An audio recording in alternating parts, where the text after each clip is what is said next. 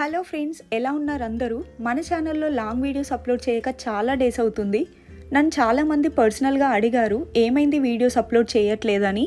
నేను రీసెంట్గా ఇండియా వచ్చినప్పుడు మా రిలేటివ్స్ కూడా అన్నారు, నువ్వు వీడియోస్ పోస్ట్ చేయు, అట్లీస్ట్ మేము మలేషియాలో ఉన్న ప్లేసెస్ చూసినట్టు ఉంటుంది, అలాగే మిమ్మల్ని మిస్ అవ్వకుండా ఉంటాం కదా అని చెప్పారు. అప్పుడు నాకు చాలా హ్యాపీ అనిపించింది, అరే నా వీడియోస్ ఇష్టపడే వాళ్ళు కూడా ఉన్నారు అని.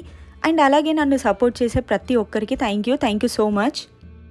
రీసెంట్గా మేము ఇప్పో అనే ప్లేస్కి వెళ్ళాము. ఇది కేఎల్ నుంచి 3 hours జర్నీ, 180 kilometers ఉంటుంది. ఈ ప్లేస్లో మెయిన్గా టెంపుల్స్ అండ్ కేవ్స్ చాలా ఫేమస్. మేము మార్నింగ్ బ్రేక్ఫాస్ట్ చేసి ఇంట్లో నుంచి 8:45కి స్టార్ట్ అయ్యాం. కరెక్ట్ 12కి రీచ్ అయ్యాం.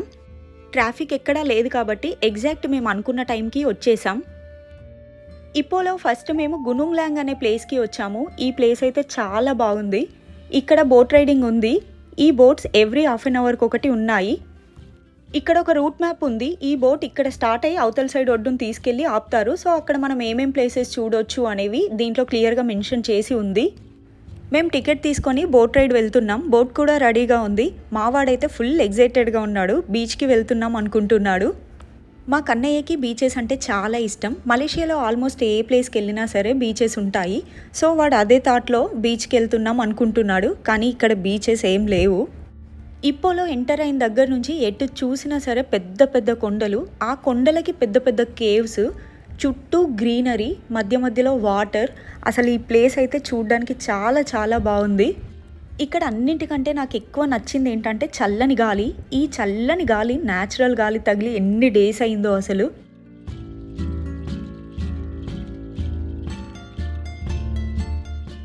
ఇక్కడ నేచర్ చాలా బాగుంది. అసలు ఇన్ని డేస్ ఎందుకు రాలేదా ఈ ప్లేస్కి అనిపించింది. నేచర్ ఇష్టపడే వాళ్ళందరికీ ఈ వీడియో అయితే చాలా కనెక్ట్ అవుతుంది. మా బోట్ స్టార్ట్ అయింది. చెప్పాను కదా ఓ రేంజ్లో గాలి వస్తుంది అని. అక్కడ చెట్లు కదులుతున్నాయి కదా, అది చూస్తుంటే మీకే అర్థమవుతుంది ఎంత గాలి వస్తుంది అనేది. ఇంకా నేనేం చెప్పను, మాతో పాటు మీరు కూడా కాసేపు ప్రశాంతంగా నేచర్ని ఎంజాయ్ చేయండి. మీకు కూడా చాలా హాయిగా పీస్ఫుల్గా అనిపిస్తుంది.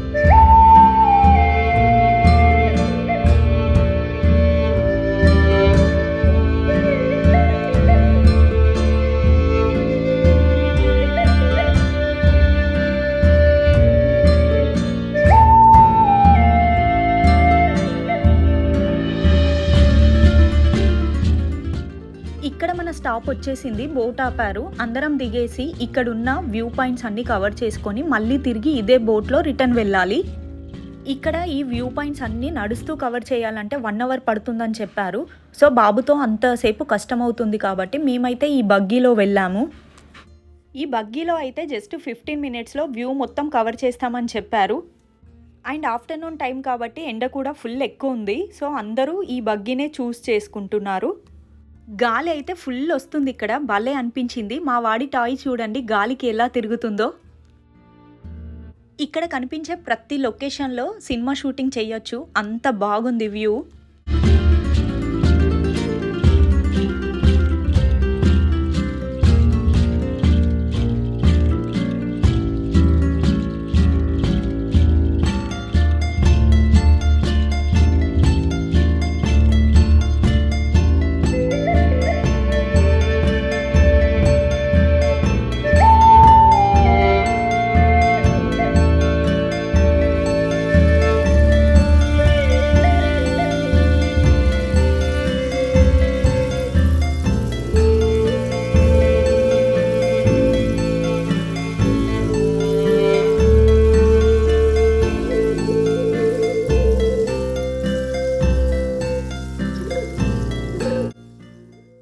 ఈ వ్యూ ఎంత బాగుంది చూడండి. ఇక్కడ pre shoot or post shoot లాంటివి చేసుకుంటే సేమ్ సినిమా రేంజ్లో ఉంటుంది.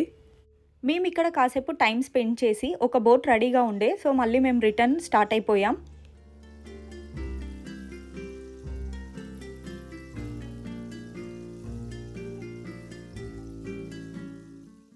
ఇక్కడ సుబ్రహ్మణ్య స్వామి టెంపుల్ ఉంది. రాగానే ఫస్ట్ దానికే వెళ్దాం అనుకున్నాం, బట్ అది మేము వచ్చేసరికి క్లోజ్ అయ్యి ఉంది.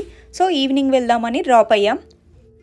నెక్స్ట్ వీడియోలో నేను ఆ టెంపుల్ చూపిస్తాను. అండ్ అలాగే కేవ్స్ ఇక్కడ ఫేమస్ అని చెప్పాను కదా, అవి కూడా చూపిస్తాను. ఫస్ట్ టైం ఛానల్ చూస్తున్న వాళ్ళు ప్లీజ్ సబ్స్క్రైబ్ చేసుకోండి. మలేషియాలో ఉన్న మంచి మంచి ప్లేసెస్ అన్నీ నేను ఈ ఛానల్లో అప్లోడ్ చేస్తాను. Thanks for watching the video. Bye. See you in the next video.